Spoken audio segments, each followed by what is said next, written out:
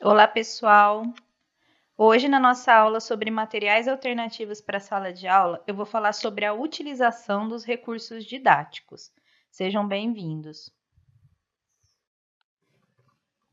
Bom, o material didático é usado como instrumento pedagógico de apoio no aprendizado.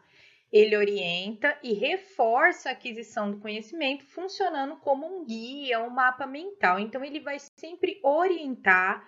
Ele é de apoio, por quê? Porque ele não é o único instrumento usado nesse processo de ensino-aprendizagem, né? Muitos recursos didáticos são considerados material educativo e, para ser considerado material educativo, precisa cumprir esse papel. Ele precisa cumprir esse papel de orientar, de educar, de esclarecer, de explicar. Então, não são só os materiais tradicionais que podem ser usados na aula. Como eu já falei na outra aula, nós temos o material didático pedagógico, que é o tradicional, que é aquele feito para determinado fim no processo de ensino-aprendizagem, né? Seja expor uma teoria, explicar um exercício, esclarecer uma fórmula, apresentar fatos históricos, enfim, ele tem um objetivo de educar, de transmitir conhecimento, tá? Esse é o material tradicional. Só que nesse transmitir de conhecimento, eu como professora, não uso e não devo usar só esse material tradicional. Eu posso usar materiais alternativos para ampliar, né, o conhecimento, a assimilação desse conteúdo. E claro, como eu já falei, na substituição, caso não exista esse material tradicional. Então, o que torna um material útil no processo de ensino-aprendizagem? Ele precisa apoiar, né, a atividade pedagógica. Em primeiro lugar, o mais importante é isso, fornecer esse apoio, esse suporte ao professor para transmitir ali o conteúdo, ou então para reforçar esse conteúdo. Ele está relacionado ao conteúdo apresentado. Então, se eu estou explicando uma fórmula matemática, o material que eu vou usar, seja ele tradicional ou alternativo, precisa estar relacionado a essa explicação que eu estou dando de fórmula matemática, e assim por diante, né? Precisa estar relacionado ao conteúdo. Promove compreensão e assimilação de conhecimento, facilita ou reforça o ensino-aprendizado. Então, às vezes, você apresentou um conteúdo com o material tradicional e traz o material alternativo para reforçar, né, a assimilação daquele conteúdo. Esse material também pode resumir, sistematizar, explicar ou apresentar conhecimentos úteis da matéria, curiosidades, informações extras, atualizações.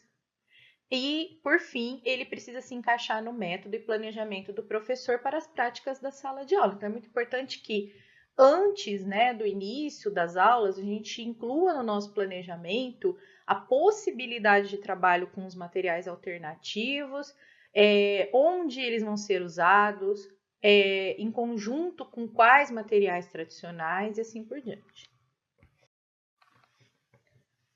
E aí, como eu disse, né, precisa haver um planejamento. Toda escola, no planejamento, ela precisa criar um PPP, que é o Projeto Político Pedagógico. Esse projeto, ele contém todas as características da escola.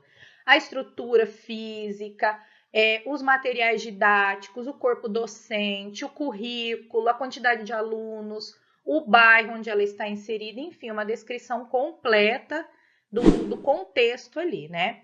Então, o material didático ele precisa constar nesse PPP e vai servir de referência para o planejamento tanto da gestão quanto dos professores. Boa parte da teoria que vai ser ensinada vem nesse material, principalmente nos livros, e boa parte das práticas vai utilizar materiais adequados para as práticas. Então, por exemplo, eu tenho uma teoria de química, que eu vou apresentar essa teoria lá na sala de aula, e depois a prática vai ser realizada num laboratório de química. Tudo isso tem que constar no planejamento, tá? Não é uma decisão assim, hoje eu vou dar aula no laboratório. Não, tem que ser planejado. Os recursos didáticos, eles devem ser de cunho teórico, prático ou híbrido, tá?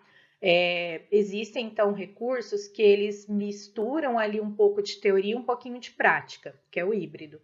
Atualmente, é comum utilizar recursos tecnológicos para compor a base de materiais que serão usados nas aulas, que é o caso dos aplicativos para celular, para programas de computador. Geralmente, os recursos tecnológicos são híbridos, tá? Porque geralmente eles trazem uma explicaçãozinha teórica e já manda o aluno praticar o exercício ali. Então, eles costumam oferecer ambas essas partes, a teórica e a prática.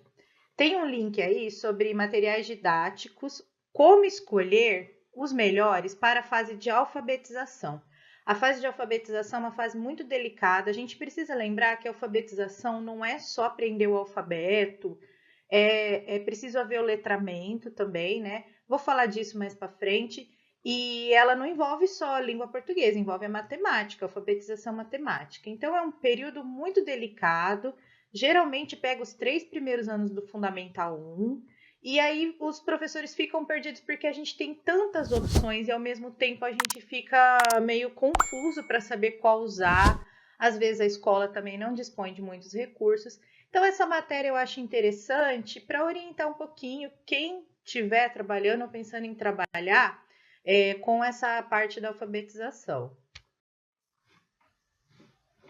E aí eu vou falar um pouquinho dos materiais didáticos mais comuns.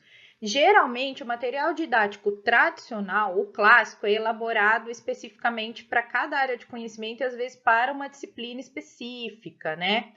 E ele é voltado também para uma série ou para uma etapa, por exemplo, educação infantil, primeiro ano do fundamental, primeiro ano do ensino médio. Mas existem materiais que eles servem para todas as etapas, abrindo aspas aqui, a educação brasileira, né? Só para lembrar, ela se apresenta em 2 níveis de ensino, nível básico e nível superior. O nível básico vai até o final do ensino médio e o superior é a graduação e a pós-graduação. A educação básica, né, que é o nível básico, ela é composta de 3 etapas. A educação infantil, o ensino fundamental, que é dividido em 1 e 2, né, os primeiros 5 anos é o fundamental 1, ou anos iniciais, e o fundamental 2 vai do 6º ao 9º ano, anos finais, a gente chama também, tá? E nós temos a terceira etapa, que é o ensino médio. Dito isso, o material didático, ele pode ser, por exemplo, se ele for de alfabetização, ele pode ser usado, às vezes, no ensino fundamental 1 inteiro e pode ser retomado no fundamental 2, né? Então, assim, tem alguns que são específicos, tem uns que não são. Entre os mais comuns, nós temos, segundo o Ministério da Educação, tá? Não sei o que estou falando. Documentos e álbuns, né? Álbuns dos mais diversos, de fotos, né? Enfim. Os livros super comuns, não só os didáticos, né? Mas, por exemplo, em língua portuguesa a gente tem a literatura, que é um ramo de estudo ali, né? Da língua portuguesa. Murais, olha, é difícil uma escola não ter mural, né? Os recursos digitais, como computadores, data show, projetores. E veja aqui que os recursos digitais não servem só para a rotina escolar, eles estão presentes em todo o local, né? As apostilas, cadernos de exercícios, revistas, histórias em quadrinhos, folders, cartazes e textos, jornais, eu vou falar de jornal mais para frente, desenhos, ilustrações, gravuras, maquetes, gráficos e mapas. Geográficos, né? Aquele mapa tradicional mesmo ali, ou então mapa mental, gente. Professor, eu, por exemplo, adoro fazer um mapa mental. Então, esses daí são os recursos mais comuns na rotina escolar. Assim, obviamente, os recursos didáticos usados na escola, da educação infantil até o ensino médio, não são só esses que eu citei, né? Nós temos uma infinidade de recursos hoje, vai tudo depender da escola, do contexto, número de alunos, enfim. Para orientar um pouquinho melhor a escolha desses recursos, lembra que eu falei dos canais de aprendizagem, né? Algumas pessoas são mais auditivas, outras são mais visuais, outras são sinestésicas. Então, eu trouxe aqui a Classificação Brasileira dos Recursos Audiovisuais, que divide os materiais em recursos visuais, livros, álbuns, cartazes, exposição, fotografias, gravuras, mapas, gráficos, flanelógrafos, modelos, mural, museus, objetos, quadros, transparências, entre outros. Nós temos os recursos auditivos, aparelho de som, discos, fita cassete, CD, rádio, CD-ROM. É lógico que esses daí a gente não usa mais muitos deles, né? O disco a gente não usa, fita cassete, CD-ROM, tá? A gente usa geralmente aplicativos, o próprio celular para gravar a voz, né?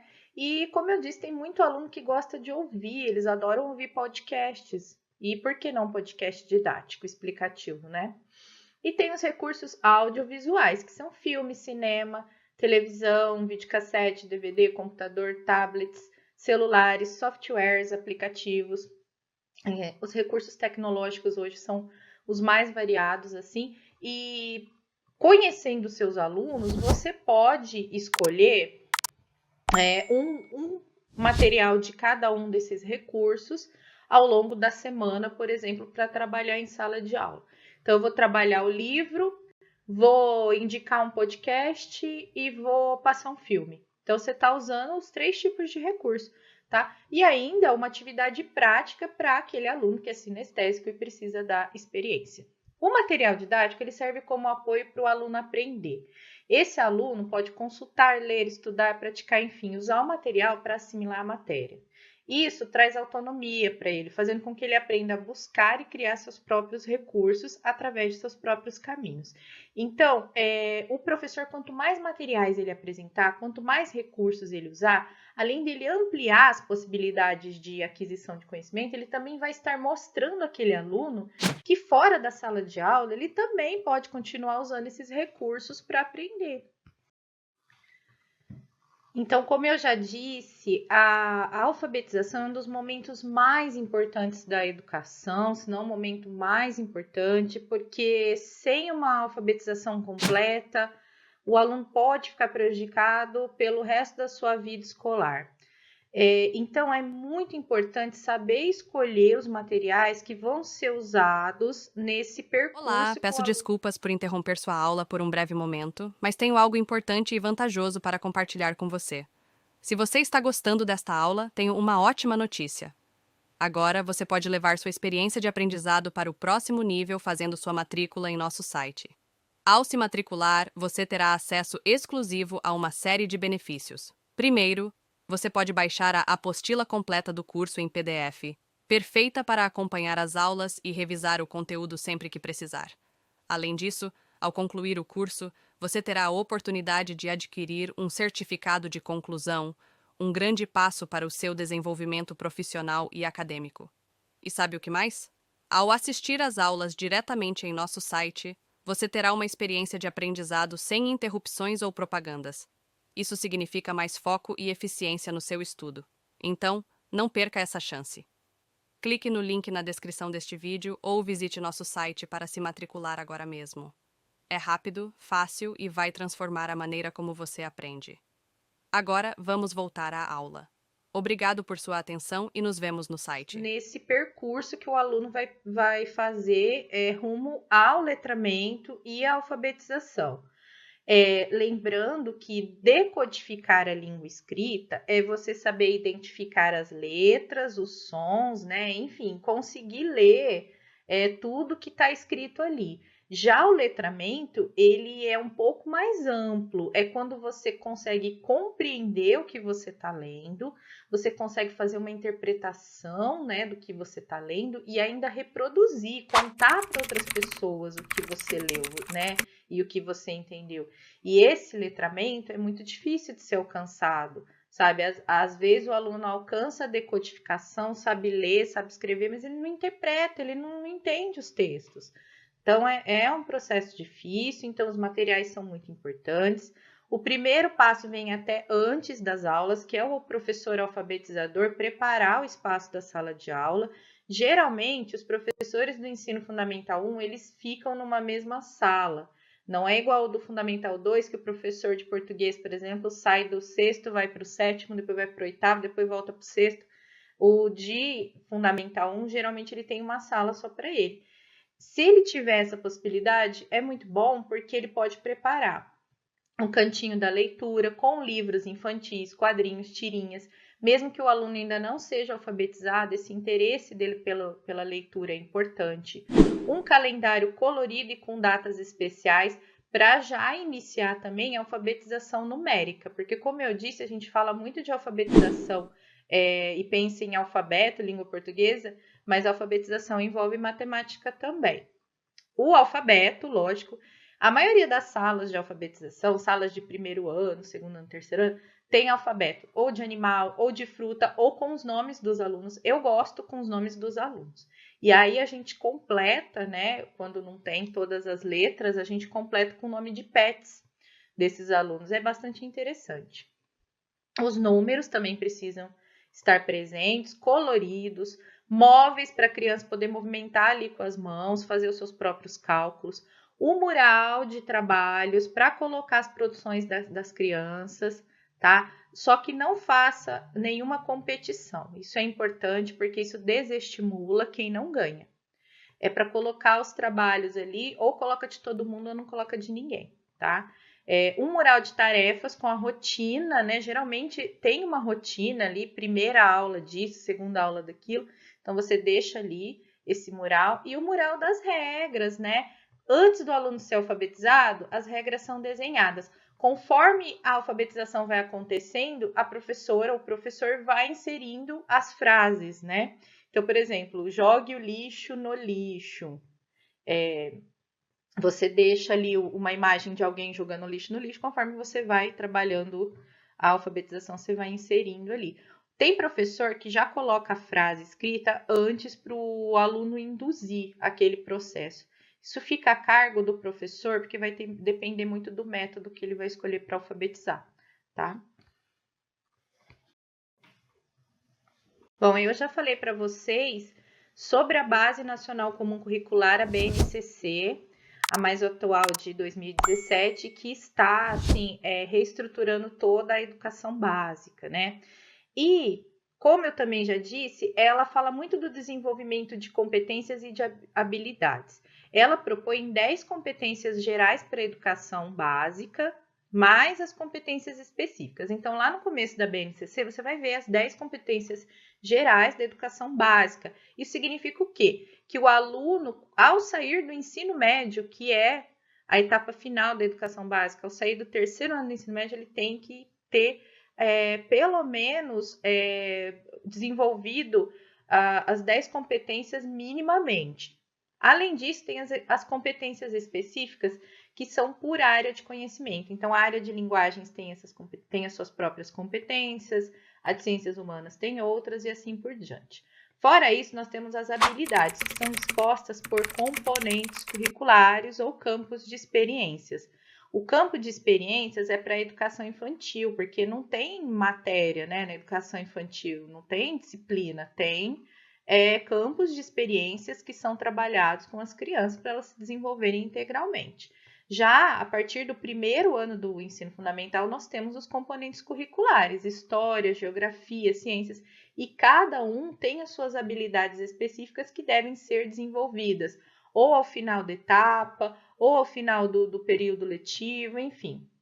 As competências gerais da educação básica, elas não estão ligadas somente aos aspectos cognitivos e acadêmicos, mas a todos os aspectos do desenvolvimento humano, porque visa uma formação integral.